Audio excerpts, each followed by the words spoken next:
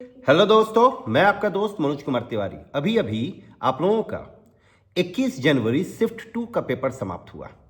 तो इस वीडियो में हम पेपर एनालिसिस करेंगे कि आपका शिफ्ट 2 का पेपर कैसा था।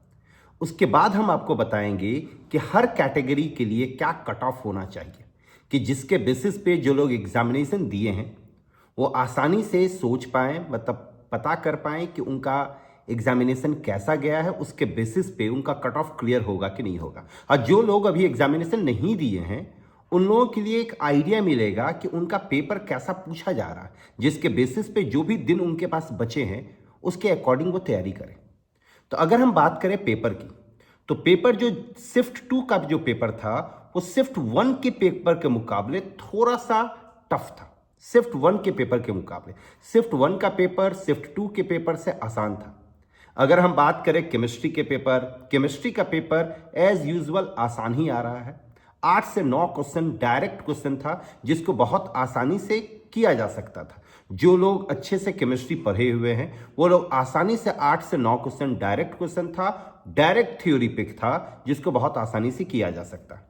फिजिक्स का पेपर कुछ क्वेश्चंस जो था वो अच्छा क्वालिटी का क्वेश्चन था, जिसमें स्टूडेंट को टाइम लग रहा था।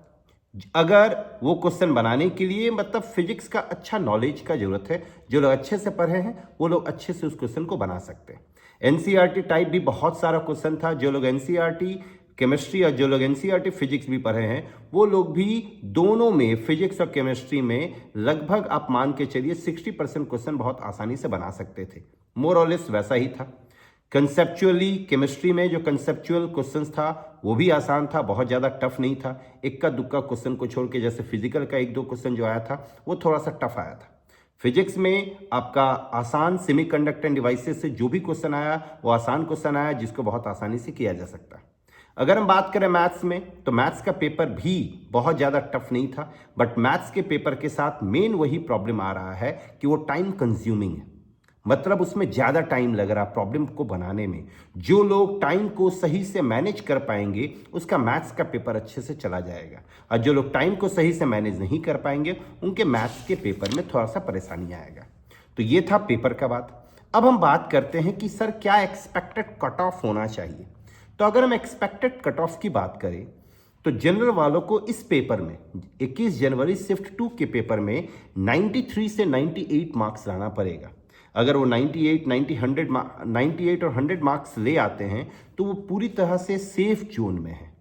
अगर हम बात करें ओबीसी वालों को, तो ओबीसी वालों को 80 से 88 के बीच में मार्क्स लाना पड़ेगा। अगर 88 ले आते हैं तो वो पूरी तरह से सेफ जोन में है।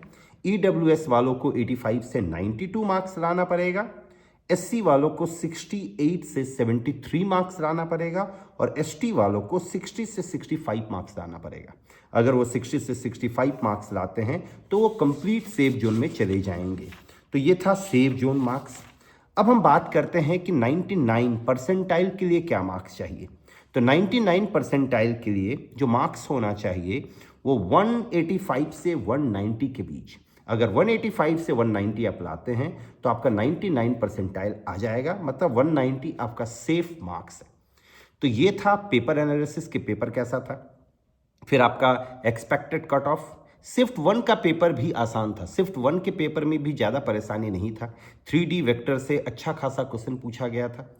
12th का जो वेटेज था वो ज़्यादा था 11th के वेटेज से। तो जिनका जिनका भी एग्जामिनेशन बचा हुआ है वो थोड़ा ध्यान रखे, थोड़ा 12th के वेटेज पे इससे ज़्यादा पूछा जा रहा है 11th के वेटेज के मुकाबले, तो 12th के चीज़ों को थोड़ा अच्छे से प्रिपेयर करें। उसके बाद भी अगर आपको किसी भी तरह का क्वेरी है, किसी भी तरह का कुछ प्रॉब्लम है, कुछ पूछना है, तो आप लोग बिल्कुल कमेंट बॉक्स पे कमेंट कर सकते हैं। हम कोशिश करेंगे कि आपके हर कमेंट का जवाब दें, आपके हर क्वेरी का सल्यूशन निकालें। Thank you very much.